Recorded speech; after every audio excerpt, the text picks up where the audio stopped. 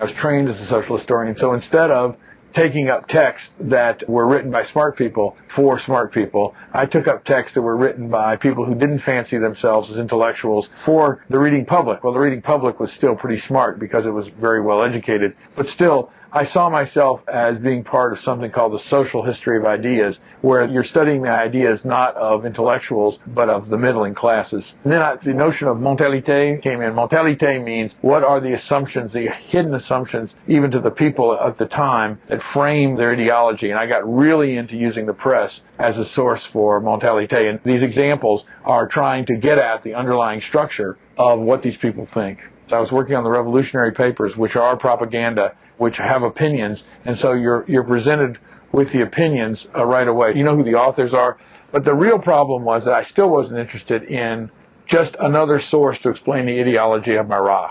That was already well known. What I was trying to get at was to get into the rhythm of the press, to let its own internal rhythms provide insight into how people thought about political things. What were their presuppositions? What was their mentalité? You can't really call it ideology, you call it assumptions, to see what was the framing set of assumptions that they were working with. The second thing that I went after is, what did they think was an event?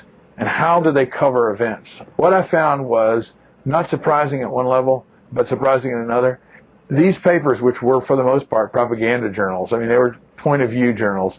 I'm not saying that they just printed lies, but they definitely wouldn't have printed something that was against their point of view. They still had 50, 60 stories in a single issue. In other words, it diluted the paper, their message. And I was very interested by the fact that they wouldn't just cover the same incident over and over, driving home their point of view. Then the third thing I was interested in is how they covered individuals. In this environment, individuals only had two statuses. They were either heroes or villains. If you're with them, you're a hero. You're against them, or you're a villain.